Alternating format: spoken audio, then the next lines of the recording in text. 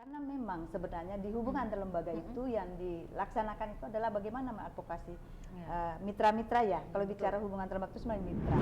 Salah satu wadah yang terbentuk adalah dapur siaga atasi stunting. Manakala ada mitra komitmen akan memberikan bantuan, salah satu bantuan salurannya adalah ada di kampung Kampung KB yang di dalamnya ada dasar.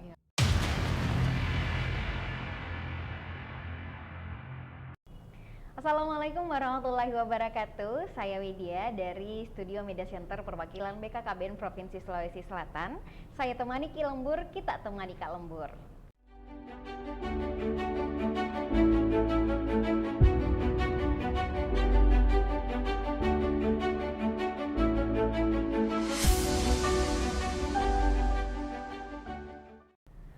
Di lembur kali ini saya sudah ditemani narasumber yang cantik dari Jakarta. Kita tarik ke studio untuk menemani lembur kita. Ada Ibu Direktur Advokasi dan Hubungan Antar Lembaga BKKBN, Ibu Wahida Paheng SOC MSI. Assalamualaikum Bu.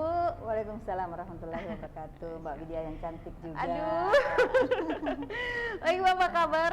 Alhamdulillah baik sekali. Saya bahagia sekali hari ini ada di Makassar. Oh, alhamdulillah. Ya, bisa pulang kampung Bu. Bisa ya? pulang kampung dan bahkan sudah pulang kampung. Oh, alhamdulillah. Ya, jadi sekedar informasi untuk teman lembur, Ibu Wahida Paheng MSI ini merupakan salah satu putri daerah dari Sulawesi Selatan, tepatnya dari Kabupaten Sidenreng Rapang, Ibu. Ya, wah. Sudah berkarir di Jakarta di BKKBN Pusat sudah cukup lama. Saya sempat berbincang-bincang dengan beliau dari karirnya sebelum itu dan di Kemendagri Bu ya, dan berkarir lama di Maluku Utara, Maluku dan Maluku Utara, dan akhirnya saat ini di BKKBN selaku Direktur Advokasi dan Hubungan Antar Lembaga. Luar biasa sekali nih. Kayaknya kalau dari pengalaman karirnya Ibu Wahida. Baik Bu, terkait dengan jabatan Ibu selaku Direktur Advokasi dan Hubungan Antar Lembaga, mungkin bisa diberikan penjelasan singkat sedikit terkait apa sih tugas dan fungsi dari Direktorat Advokasi dan Hubungan Antar Lembaga? Baik Mbak Widya.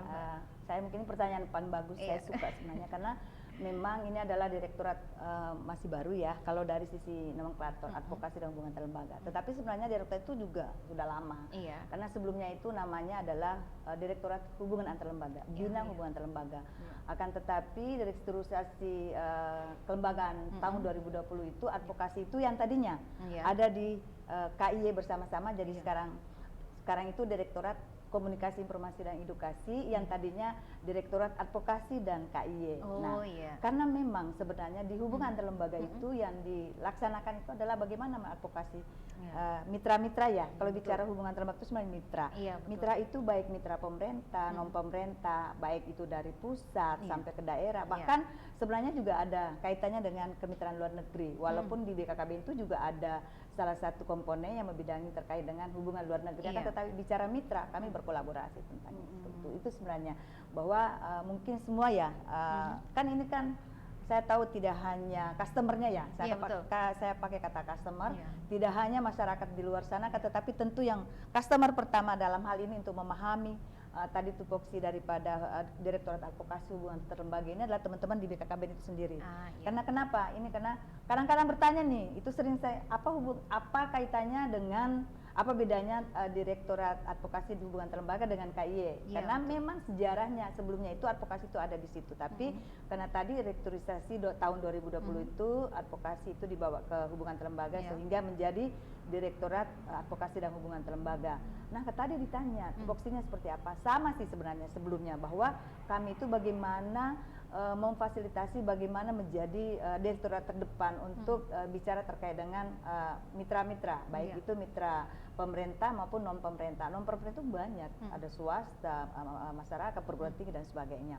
Seperti itu. Sehingga kalau bicara dengan Direktorat Advokasi dan Hubungan Antar Lembaga itu dari sisi fungsi sama saja sebelum-sebelumnya. Akan tetapi mungkin karena di situ ada advokasinya, tentu kami juga akan terkonsentrasi karena bicara tentang advokasi juga tuh kalau tadinya di KIY itu kita juga butuh komunikasi advokasi, karena di dalam melakukan advokasi itu bagaimana komunikasi kita terhadap mitra-mitra yang ada seperti itu. Oke, baik Bu. Yang saya tangkap poin pentingnya itu adalah mitra. Iya. Nah, kebetulan di episode kedua teman lembur kita kali ini kita akan mengangkat kemitraan BKKBN menjadi topik pembicaraan di lembur kali ini, Bu. Nah, pertanyaan saya, kenapa BKKBN itu harus bermitra, Bu? Ya bagus, pertanyaan bagus ya. Ya karena kita tahu bahwa BKKBN itu sebenarnya adalah tusinya itu bagaimana menggerakkan, baik itu mitra-mitra, baik itu juga masyarakat. Akan tetapi program kita itu butuh implementasi di lapangan. Butuh, kalau saya suka pakai kata istilah eksekusi kayaknya gimana gitu. Tapi itu adalah menyemangati kita di bidang kemitraan itu bahwa ternyata kita butuhkan mitra untuk mengeksekusi atau mengimplementasikan program BKKBN yang kita kenal, program pembangunan keluarga, kependudukan, keluarga berencana, dan yang kita singkat Bangga Kencana. Dan yang tidak kalah pentingnya juga kita ada ketambahan tugas ya di Perpres 72 tahun 2021 terkait dengan percepatan penurunan stunting. Nah, ini adalah program yang membutuhkan mitra-mitra kerja untuk mengimplementasi di lapangan. Nah, itulah pentingnya kita BKKBN membutuhkan mitra. Bahwa di mana ada BKKBN, di situ pasti ada mitra. Di mana ada mitra juga, insya Allah akan ada BKKBN. Seperti itu. Baik, betul sekali. Memang karena program Bangga Kencana dan utamanya juga program percepatan penurunan stunting itu menjadi hal yang butuh untuk dituntaskan secara bersama-sama, Bu ya. Jadi butuh mitra. Nah, jadi siapa saja Bu yang menjadi mitra strategis BKKBN dalam mendukung program Bangga Kencana dan percepatan penurunan stunting sejauh ini? Ya, baik. Mungkin kalau secara makro ya, kita kan sering istilah pentahelis ya. Iya, pentahelis. Bukan karena nanti setelah ada program stunting kita kenal pentahelis, tetapi dari dulu juga kita butuhkan pentahelis itu, di mana mungkin kalau kita ure bahwa di situ ada pemerintah di dalamnya juga, tidak hanya KL kan, tetapi juga mungkin lembaga-lembaga pemerintah lainnya, termasuk misalnya TNI, Polri yang kita tahu selama ini beberapa tahun terakhir ini kita sangat konsisten dengan mereka bermitra, dan juga ada perguruan tinggi. Alhamdulillah juga sekarang sudah berjalan dengan program kederekaan dan sebagainya. Kalau di stunting itu ada program mahasiswa penting, mahasiswa stunting dan sebagainya. Dan itu inovasi-inovasi di teman-teman direktorat 5 bidang itu juga tetap bagaimana berkolaborasi dengan perguruan tinggi. Nah, juga pihak swasta. Nah, ini luar biasa. Selama saya Direktur Advokasi Hubungan Lembaga Membidang Kemitraan itu, swasta ini sangat-sangat menunjukkan komitmennya terhadap program pembangunan keluarga kependudukan dan keluarga berencana dan percepatan penurunan stunting sendiri itu. Terus juga ada ormas-ormas ya, ada ormas-ormas, ada media tidak kalah pentingnya, tidak kalah pentingnya. Sekarang ini kalau misalnya kita mau melakukan implementasi di lapangan seperti apa, kita mau konsepnya bagus apapun, tapi tidak ada media juga sebagai penyambung kita program kita, baik ke masyarakat maupun ke kementerian lembaga, bahkan mungkin dunia internasional, mungkin dunia internasional juga seperti itu, sehingga pentahelis ini sangat dibutuhkan. Nah, itulah mitra-mitra yang tentu saja pentahelis itu banyak sekali. Berarti memang kemitraan yang ada saat ini dari berbagai sektor berbagai yang sektor, ada. berbagai sektor. Nah, sejauh ini Bu, sudah berapa banyak mitra yang telah bekerja sama dengan BKKBN? Ya baik, sebenarnya itu kan pertanyaan berapa banyak, pertanyaan kan dia itu kualitasnya ya, mungkin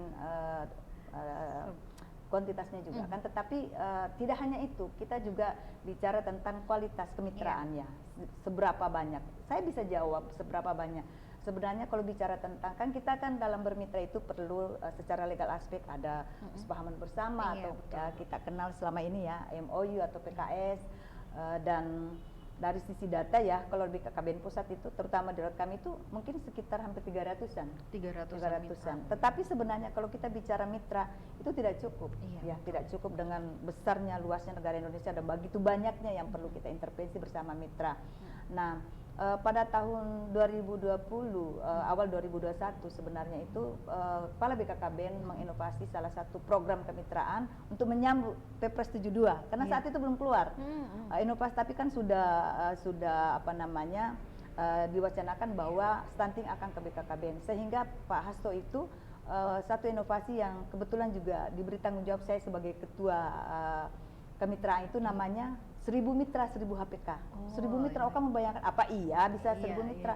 sebenarnya itu adalah metode atau bentuk kemitraan 1000 mitra 1000 HPK itu tidak hanya di pusat, tetapi juga di daerah. Misalnya kita menghitung dari sisi kuantitas ya, misalnya provinsi kita sudah 33, misalnya satu saja sudah kita dapat 33. Tapi nggak mungkin di sisi implementasi itu dari sisi mitra itu satu provinsi pasti udah banyak sekali ya.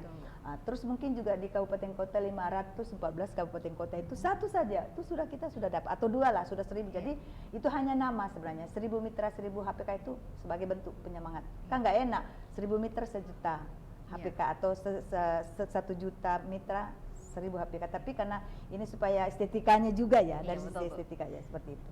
Berarti kalau memang secara kuantitas mau dihitung-hitung pasti melebihi 1000 melebihi lah 1000 Bu ya, karena tetapi didahulukan itu ada kuantitas kemitraan itu ya, seperti itu. Baik Bu. Nah, lalu bagaimana upaya-upaya advokasi yang telah dilakukan BKKBN dalam menjalin kerjasama dengan mitra yang tadi disebutkan Bu? Iya, memang sebenarnya kan kita bicara tentang mitra itu kan kita kan harus juga kalau kita mau dikenal kan kita harus mengenalkan diri juga ya, itu salah satu. Walaupun sebenarnya mungkin juga sudah dikenalkan, tetapi kita penguatannya lah tadi itu pentingnya, itulah tadi advokasi. Kenapa advokasi itu tim restrukturisasi kelembagaan itu kayaknya advokasi itu harus dibawa ke hubungan lembaga, karena bicara tentang mitra kan yang paling kita butuhkan adalah bagaimana kita mengadvokasi, berbagai bentuk cara advokasi itu sendiri seperti itu, dan tadi dibutuhkan komunikasi juga. Jadi kami di kebetulan memang direktorat ini ada di bawah Kedeputian Advokasi, Penggerakan dan Informasi itu di bawah. Itu ada KIY. Jadi kami itu lintas direktorat di advokasi itu admin itu saling merupakan satu tim kerja yang komunikasi terus-menerus intens gitu. Saya dengan direktur KIY itu setiap saat kita berdiskusi bagaimana nih perkembangan KIY itu sendiri, bagaimana perkembangan advokasi, dan bagaimana kemitraan ini bisa mensukseskan program kita di lapangan. Jadi bisa dibilang sebenarnya di internal BKKBN itu juga bermitra antar direktorat ya Bu? Benar-benar saling bekerja sama. Bermitra, saya contohkan misalnya nih, kita kan ada mitra, kita MOU.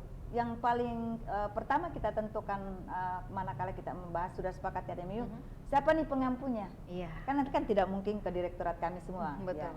Kami itu ibarat tuh penghulu, menikahkan. Bagaimana setelah menikah ini ada calon pengantin misalnya kedua belah pihak. Setelah itu bagaimana pasangan ini mau ada warahmah, itu ada di pengampu, di pengampu seperti itu. Tapi kami tetap itu tadi bahwa sebagai mitra internal BKKB antar lintas komponen itu kami berkolaborasi. Jadi mempraktekkan kemitraan secara luas itu di kami dulu internal BKKB lintas direktorat atau lintas kedeputian.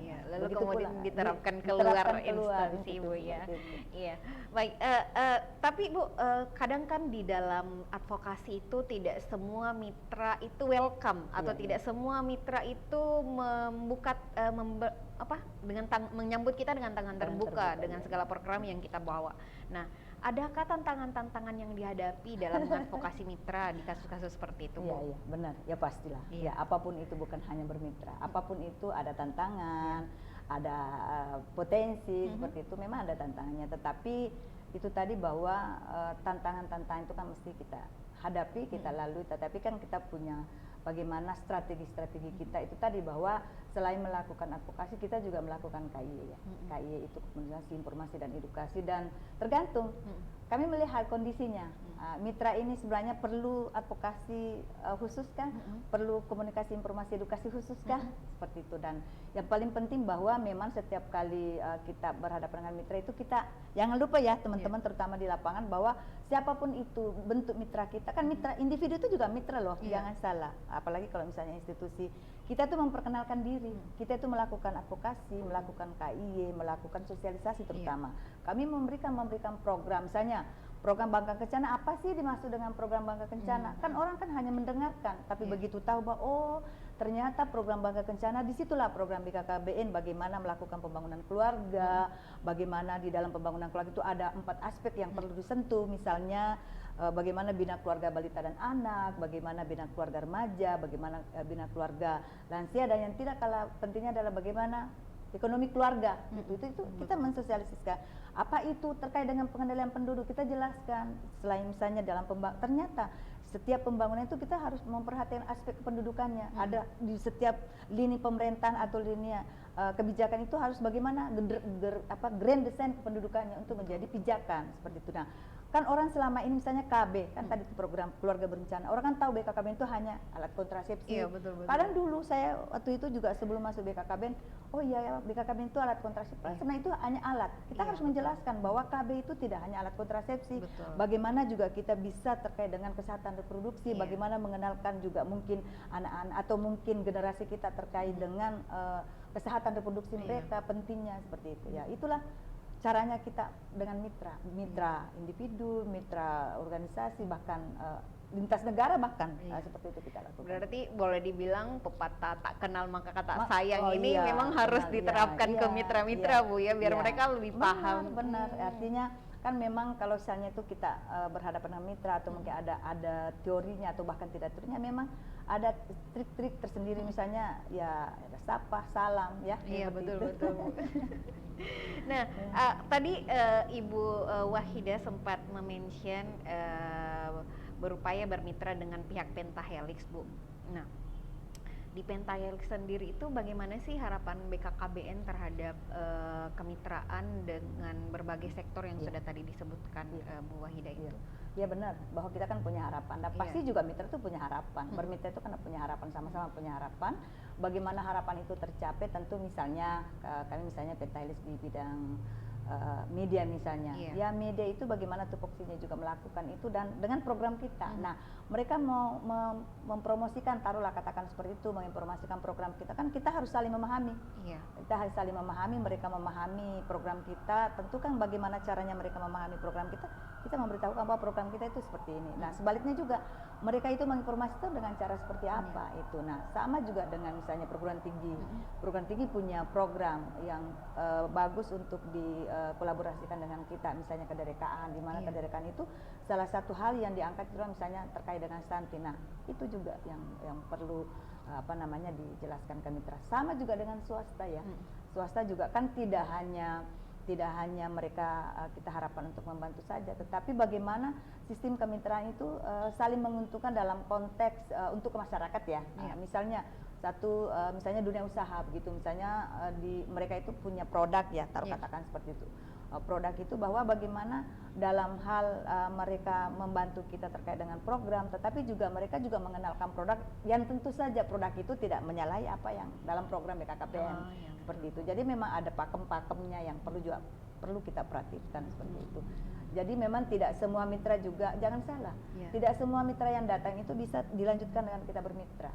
Ada beberapa mitra juga yang kita sortir gitu, seperti itu. Oh, berarti memang tetap walaupun ada tawaran kemitraan dari pihak luar, tetap dievaluasi dulu apakah cocok dengan BKKBN atau tidak, Bu. Iya, karena kita kan harus kan ini ke masyarakat ya. Iya, betul. Masyarakat seperti itu. Iya. Nah, lalu kemudian ketika kerjasama dengan mitra itu telah terjalin, Bu, adakah bentuk apresiasi atau penghargaan yang diberikan kepada mitra atau stakeholder atas dukungan komitmen dengan program Bangga Kencana BKKBN? Baik, sebenarnya kan kalau bicara tentang penghargaan itu tidak hanya dari sisi materi misalnya ya, tapi saya mungkin bentuk apresiasi, bentuk apresiasi itu berbagai bentuk. Misalnya contoh, kita kan melakukan pelaporan ya setiap setiap periodik kepada contoh saya contohkan stunting.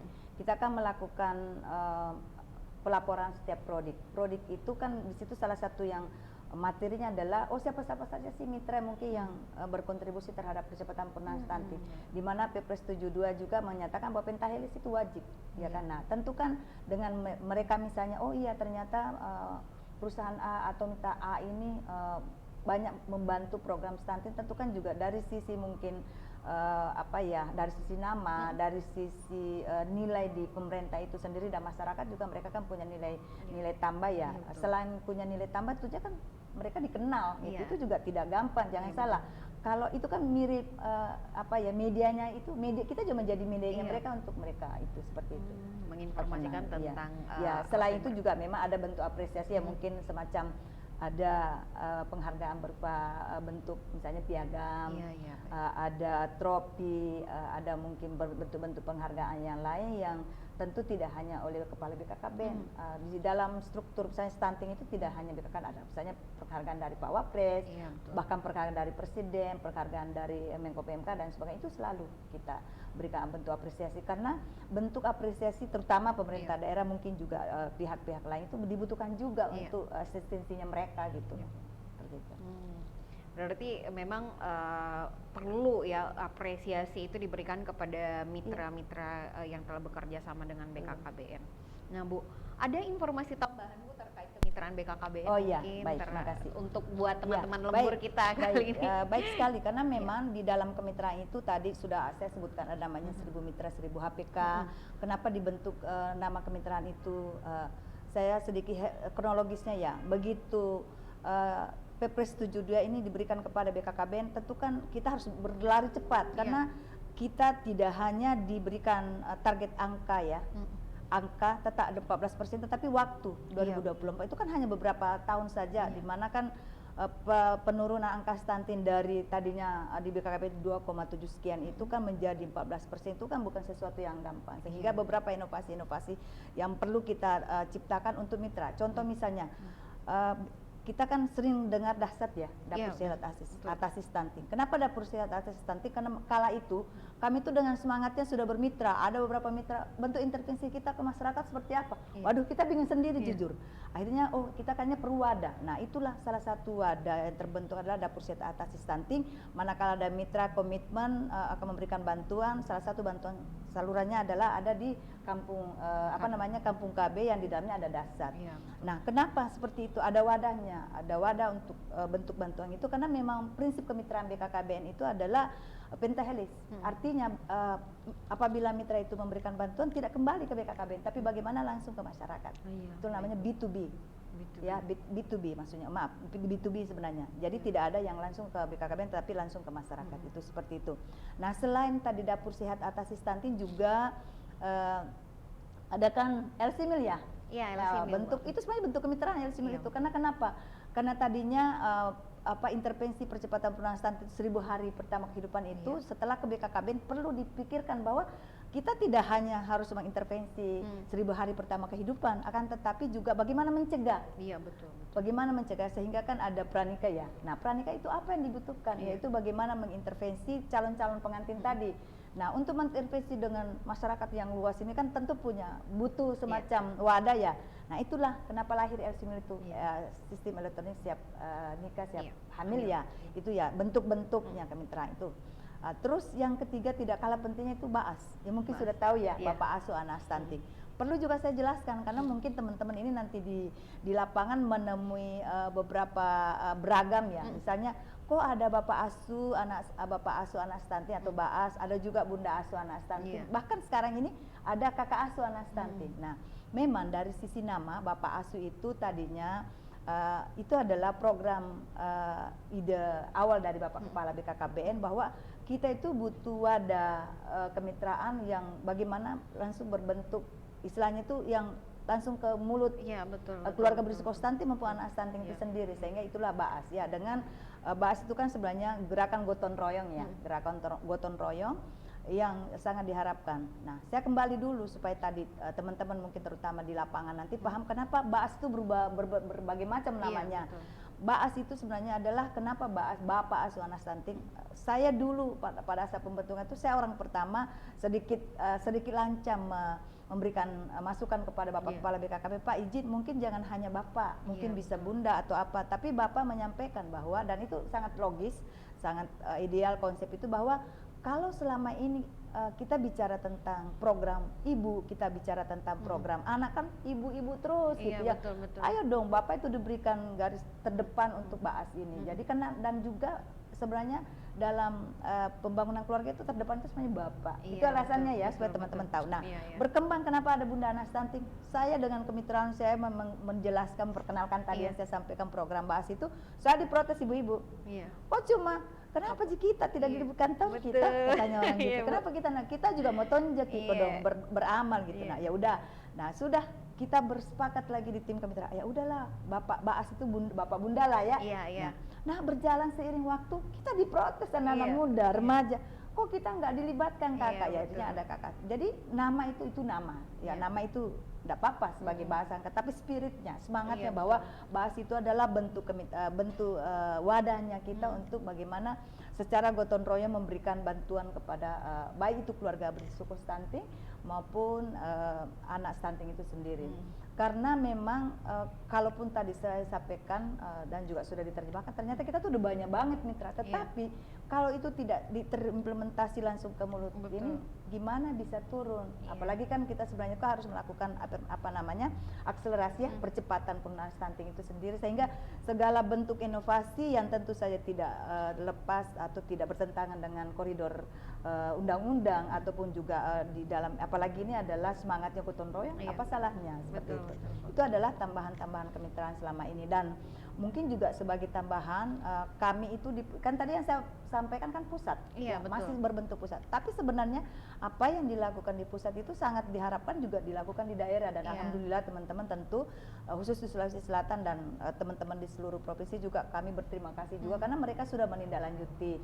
Walaupun memang masih perlu penguatan-penguatan dan juga perlu pemahaman-pemahaman yang lebih ini lagi supaya untuk implementasi bagaimana mengadvokasi mitra, bagaimana mengimplementasikan komitmen mitra itu ke lapangan, terutama ke keluarga yang membutuhkan, itu adalah hal yang setiap saat, kalau istilah saya itu selalu belajar dan saya bekerja selalu belajar. Setiap saat itu di mana saya bekerja pasti ada nilai pembelajaran di situ. Di mana saya belajar pasti ada nilai bekerja di situ. Jadi kita tidak pernah berhenti karena seperti tadi ada banyak programnya, ada BAAS, ada dapur sehat stunting, ada Yarsumi, tapi kan jangan salah kan tantangannya juga banyak. Tetapi kalau kita selalu punya prinsip bahwa kita melihat kondisi, kita belajar, tetap kerja itu jalan terus, belajar dan kerja jalan terus, itu sih yang selama ini saya.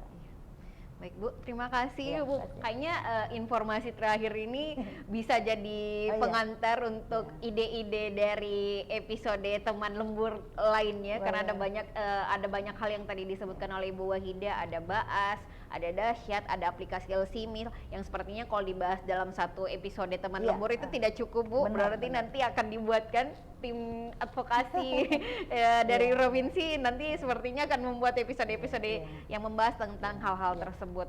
Baik, sekali lagi terima kasih Ibu Wahida Paheng Semesi, Bu Direktur Advokasi dan Hubungan Antar Lembaga BKKBN yang telah menyempatkan menemani kita lembur di kesempatan kali ini, dan mohon maaf kalau misalnya ada salah kata dalam episode ini Bu. Dan saya Widya, sampai jumpa lagi di episode lembur lainnya. Wassalamualaikum warahmatullahi wabarakatuh. Assalamualaikum warahmatullahi wabarakatuh.